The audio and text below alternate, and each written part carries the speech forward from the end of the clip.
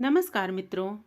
आज का प्रसंग है माघ गणेश चतुर्थी व्रत कथा। मित्रों, कथा में आगे बढ़ने से पहले आप हमारे चैनल को अवश्य सब्सक्राइब कर लेना, वीडियो को लाइक और अपने मित्रों से शेयर करना, कमेंट्स में जय गणेश लिखकर हमारा उत्साहवर्धन तो जरूर करना मित्रों। तो आइए कथा प्रारंभ करते हैं। मित्रों, पार्वती जी बोली, माघ के महीने में किस नाम से और किस प्रकार से गणेश्वर की पूजा करनी चाहिए और कौन सा नैवेद्य चढ़ाना चाहिए। गणेश जी बोले, माघ महीने में भालचंद्र नाम से गणाध्यक्ष की षोडशोपचार से पूजा करनी चाहिए। तिल के 10 मोदक बनाकर 5 गणाध्यक्ष के और 5 ब्राह्मण के लिए अर्पण करें। ब्राह्मण की देव सदृश पूजा करें, यथाशक्ति दक्षिणा दें और 5 मोदक दे दें। स्वयं भक्ति युक्त होकर 10 मोदक खाएं। इस संबंध में राजा हरिश्चंद्र का इतिहास कहता हूँ, सुनो। पहले समय में सत्यवादी ब्राह्मण भक्त हरिश्चंद्र प्रतापी राजा हुए। उनके शासन काल में न कहीं अधर्म सुनाई देता था, न कोई दुखी रहता था, न दरिद्र रहता था, न कोई रोगी, न कोई अल्पायु रहा। उनके राज्य में ऋष्य शर्मा नाम का एक तपस्वी ब्राह्मण रहता था। थोड़े ही समय में उसको एक पुत्र हुआ। दैव योग से ऋष्य शर्मा मर गया और पत्नी पुत्र की रक्षा करने लगी। भीख मांग कर लाती और किसी तरह पुत्र का लालन पालन करती। वह संकटा चतुर्थी का व्रत करने लगी। भीख मांगकर तिल के 10 लड्डू बनाकर गोबर के गणेश की कहे हुए प्रकार से सदा पूजा करती थी। एक समय उसका 5 वर्ष का पुत्र गणेश की मूर्ति को खिलौना समझकर गले में बांधकर खेलने के लिए बाहर निकल गया। उसी समय एक मूर्ख कुम्हार उस 5 वर्ष के बालक को अपने आवा में डाल दिया। इधर उसकी माता पुत्र को न पाकर पागल सी हो गई और गणाध्यक्ष की पूजा कर विलाप करने लगी। हे गणेश, हे महाकाय, हे जटा समूह शोभायमान, पुत्र दुख से पीड़ित मेरी रक्षा करें। हे अनाथों के नाथ, भक्ता के अभीष्ट वर देने वाले, पुत्र दुख से पीड़ित मेरी रक्षा करें। इस प्रकार आधी रात तक उस बिचारी ने विलाप किया। सवेरा होते ही कुम्हार आवा खोलकर देखता है तो वह 5 वर्ष के बालक को उसी आवा में घुटने तक पानी में खेलता हुआ पाता है। इस प्रकार देखते ही वह भय के मारे कांपने लगा। इसके बाद जाकर राजा के सामने जैसा उसने किया था वह सब कह सुनाया। कुम्हार बोला, हे राजन, मैंने ऐसा अपराध किया है जिससे बद्ध हूँ। हे राजन, राजकन्या के विवाह के लिए मुझे कुछ मिट्टी के बर्तन शीघ्र पकाकर देने थे। कई बार आवा में आग लगाने पर भी वे पके नहीं। तब मैंने जादू टोना जानने वाली किसी एक गुणी से जाकर पूछा तो उसने चोरी चोरी बालक की बलि देने के लिए कहा।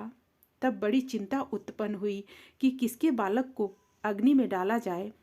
जिसके बालक को अग्नि में डालूंगा वह तो तुरंत ही मुझको काट डालेगा।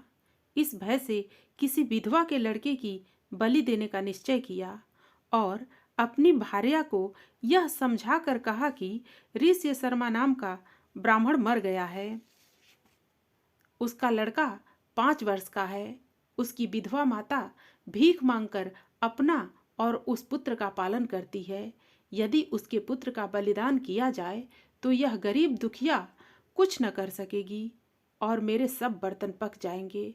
फिर मैंने उस बालक को खेलते हुए पकड़कर आवा में डाल दिया और सुखपूर्वक रात को सोया। सवेरा होते ही आवा के बर्तन पके या नहीं यह सोचकर आवा खोलकर देखता हूँ।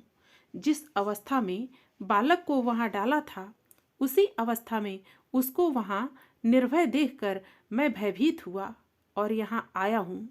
इस प्रकार उसके वचन सुनकर राजा चकित हुआ और स्वयं आवा के पास आकर खेलते हुए लड़के को देखकर अपने अमात्य से कहा कि यह कैसी बात है और यह बालक किसका है, इसका निश्चय करो। इस आवा के भीतर घुटने तक कमल से सुशोभित जल और वैदुर्य मणि के समान दुर्वा कैसे प्राप्त हुई। इस दरिद्र बालक को न दाह है, न क्षुधा है, न पिपासा है। घर की तरह निर्भय होकर यहाँ खेल रहा है। राजा के इतना कहने पर रोती कलपती वह ब्राह्मणी भी वहां आ पहुंची और बालक को देखकर उसे उठाकर छाती से लगाया, चुंबन किया और रोती कलपती हुई राजा के आगे बैठ गई।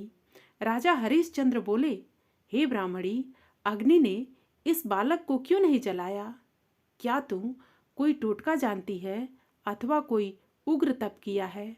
ब्राह्मणी बोली, हे राजन, न मैं टोटका जानती हूँ, न धर्म जानती हूँ, न मैंने कोई तप किया, न योग, न कोई दान किया, न विधान किया, न बलिदान किया। हे राजेंद्र, मैंने केवल सकष्ट नाशन का एकमात्र उत्तम व्रत किया, जिसके प्रभाव से मेरा बालक कुशल से है। इस प्रकार उसका वचन सुन राजा ने फिर कहा कि यह व्रत मुझे सम्मत है। मेरी सारी प्रजा इस व्रत को करे।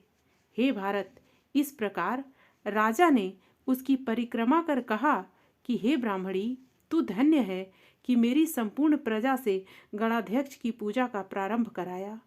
इस तरह व्रतराज के प्रभाव से ब्राह्मणी को उसका पुत्र प्राप्त हुआ।